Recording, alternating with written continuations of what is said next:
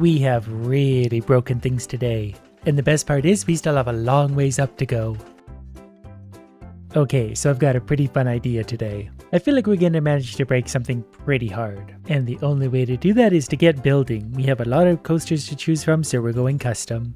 This one sounds perfect. It's a chain lift, it can invert, it is for all ages. I do want children to enjoy this. And we need people to know what they're getting into basically as soon as they enter the park. And they will be greeted by a rather large climb.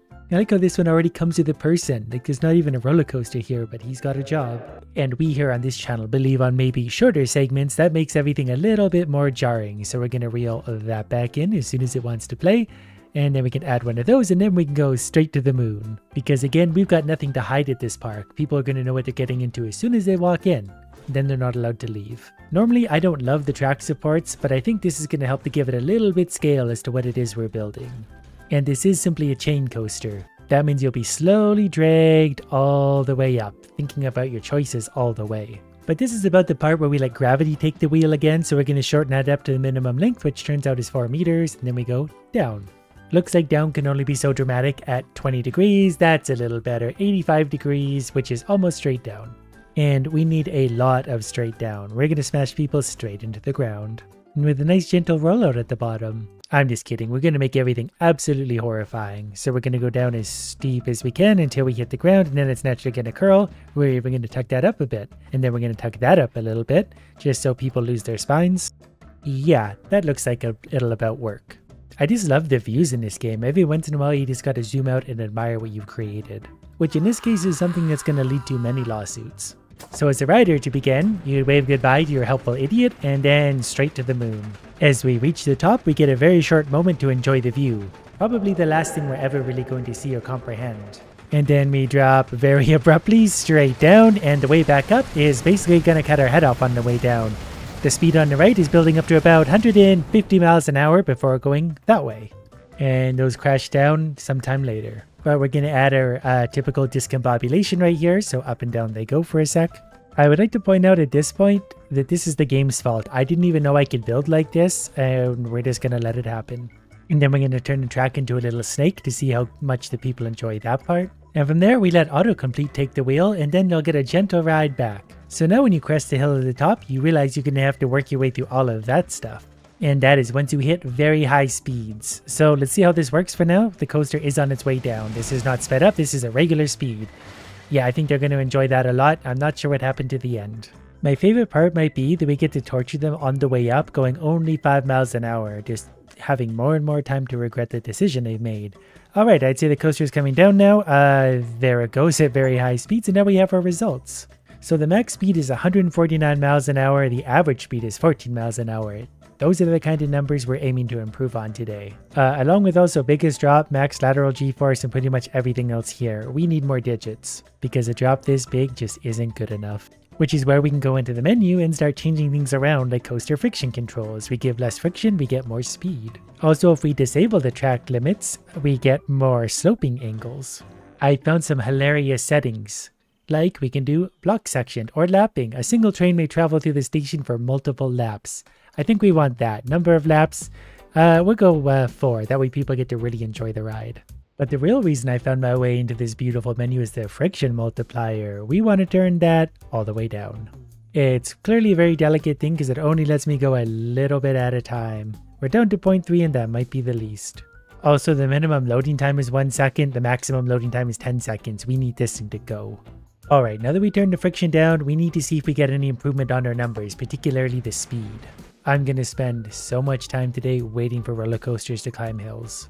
But we're just about at the top now, so let's see what the reduced friction can do for us. And it'll make a complete lap so we get to see the better stats at the end, but excitement's all the way up, fear is going well into the red territory, speed still moving along, 152 miles an hour, so it didn't make too big of a difference yet. Oh, I forgot I put on the extra laps, so it's got to do this 4 or 5 times before we get the numbers, but it did make it right back to here on momentum. It's almost a perpetual energy machine. I even got an achievement for getting a coaster up to 150 miles an hour.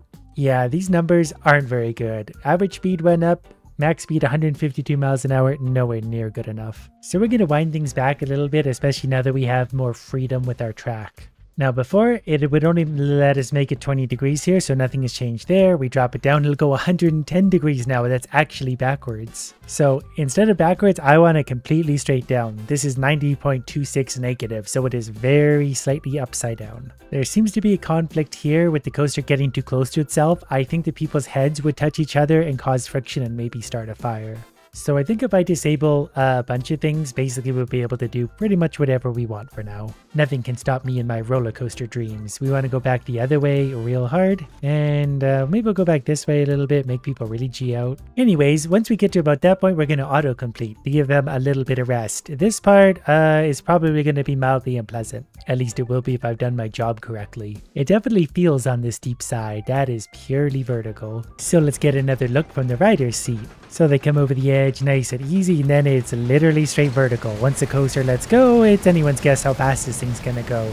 But this part's gonna get bad for the spine. Okay, it's gonna wiggle around a little bit, disorient, and then a smooth track straight back. But you're gonna coast most of the way up the hill and have to do it again.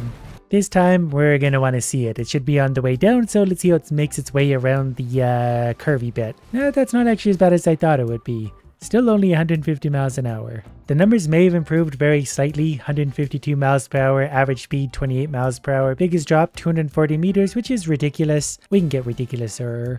So let's give that a try. For a fair comparison, we're going to build the very same model. We'll put it over here, that way people get to enjoy it as they walk up to it.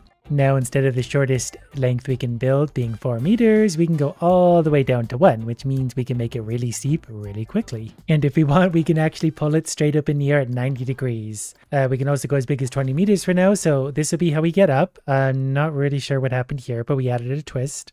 This one is definitely not going to be as graceful as the last one, but that's kind of the point. So we're going to shorten that up as much as we can, and then we're going to do as tight a turn as actually possible, maybe even more so. The turn is so tight that I can't really actually understand what it is I'm doing, but it looks like we got it back on track. We're going that way. Alright, from here the drop is going to start. It's going to go downhill at very high speeds. Not entirely sure how the roller coaster is going to feel about that point, but that's a problem for the people. Now we can make this even tighter. So we'll go straight up there. Yeah, that's going to be a tight fit. I hope they like it. You can barely even get in there because it's surrounded by the frame. This is a curious visual. So right as you start, it's straight vertical. Still don't know where that twist came from, but it's pulling us up. Just from the climb, the fear is touching the red zone. Okay, so as we get to the top, we go through the track itself because this next corner is a bit of a tight one. And that's not an understatement. Look at this thing. So we're basically going to do a 180, which is really disorienting and weird. This would also be terrifying in itself. Just riding along with this with no guardrails, and then we go over a very steep little corner, and then it's a drop straight to our death. We're looking to beat 150 miles an hour over here on the side. Can we do it? Not with this track. Okay, the coaster should be making its way down here. We'll see what it looks like right at this little tight spot. I kind of just want to visualize how that looks. Yeah, straight up and down, and it crashes. The pieces go flying way out. So as it goes around there, that gets a little wonky, but it does it just fine. I have been a little bit curious about this part. Yeah, it kind of hops off the rail, but it's actually fine. The people are probably fine too. I asked it to autocomplete from there, and it actually made it work. It's not pleasant, but it works. I bet it hit some really wild G's at this point, as long as it holds on to the track. Didn't really see it was going quick. Basically, all it could tell us was that was 148 seconds. Everything else just sort of broke. So things are getting a little complicated, but we are making progress because we've managed to build that thing, which so far is way, way higher than our existing coasters. And I'm pretty sure we can actually still push higher. We are well beyond the actual boundaries at this point. And we'll be on the camera limits too. Like, I'm not really sure what I'm building right now. So let's give it a test at that point and see what we got. I'm still trying to figure out how to make this work, but we should be off for a pretty high speed launch. And then we're going to go up here. Not sure how high we're going to go at the current speed. We're losing quickly because we are going straight vertical naturally. So we might have to adjust things, but this would also be highly unpleasant. We're going minus speed at this point. It does work. The track has gone invisible, but we're still climbing. We are well beyond the limit, and we are climbing straight into the sky. Not very quickly, but we'll get to where we're going. At this point, our building really is only theoretical because I can't see the track. I just know it's getting really, really high up there. The cinematic camera makes this look fantastic. We're going straight to the moon. This is full speed, by the way, so it's gonna be a long night. Oh, wait, I did find the drop-off spot. So we're gonna go back to the seat camera to see exactly what I built. Oh, okay. They just drop off from however high that is. The speed's at 200 miles an hour and then sort of stop. And there appears to be something on fire about midway up the track at this point. All I'm really hearing is we need to go higher. I really need to do a quick test to see what's going on at the top. My old roller coasters that are max height are way down there. At this point we've gone so high we can see the square edges of the world. Turns out it is flat after all. This makes me happy. This makes me feel like we could push this so high that something will break. Does anyone know how long it would take to reach space at 5 miles an hour? Oh, wait, I actually see the track. We're getting to the top. Oh, maybe this does work. Is it gonna connect? Does it connect? It does connect. Oh, and then we go down super fast. Oh, that is so exciting. It's been a long time since I had an idea this stupid actually work out. Let's go higher. I want to try and make it autocomplete from there just to see what it does. So far, it's just sort of a spaghetti noodle in the sky because it has no idea where it is or where it's going. I've defeated AI once and for all. You know what? This is starting to stress me out. We are not going to autocomplete that. We are going to leave the top of the roller coaster right where it is for now. We are going to go much, much higher, and then I'm manually going to bring it back down to the ground, and then we'll autocomplete when the game can actually figure out where it is. If you want to get a reference of how high we're getting, that little furry caterpillar is the roller coaster at 5 times speed trying to make its way to the top, and it can't catch us. We're on the way back down now, and you know the game is getting good when every time I lay a piece of track it makes the sky lag. We're getting so high up now that the map is starting to warp and disappear entirely from render distance. A long time later, we are finally actually getting to the top of this. I thought I made it a lot steeper at the top of the drop, but we have a long ways down to go. A long ways. So for now, we'll watch the speed increase more and more and more and more. We are going well off the map because I thought we were going down at 90 degrees, not 45. Don't know how that happened, doesn't really matter now. And imagine if this was your view, you're just speeding into the darkness going faster and faster where you're up to 330 miles an hour. The map is starting to spawn in down below us once again and we're up to 420 miles an hour. So I somehow entirely missed the map, but we'll ride this out for now and fix it later. Think that was the end of the track, 540 miles an hour. We can do so much better and so much bigger. This time seems a little more promising. I think we got the angle right because look at it go straight down to earth. It takes so long to get to the top that it's starting to hurt my soul. But at least we got a nice sharp drop straight down at this point into the darkness. I can't wait to see the speed on this. Not really much to see yet. I'm not really sure what happened to the track down there, but we'll see when we get there. Our speed is picking up nicely now. 290 miles an hour.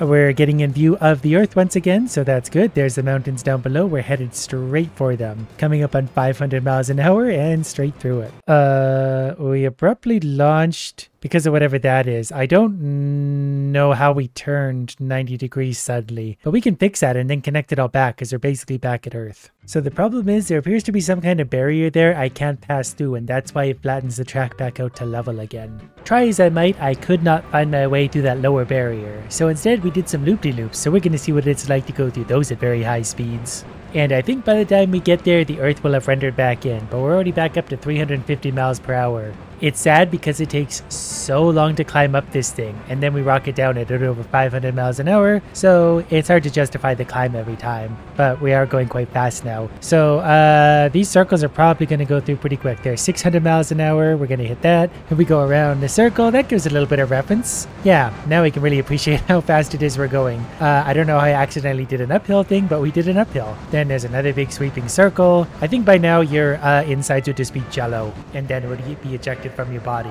Kind of like this thing's about to be ejected from the end of the track. If anyone knows a way to break the limit, how to get back down to Earth, it would be fun to see this thing go back down at Earth speed. But I think we hit well over 600 miles per hour.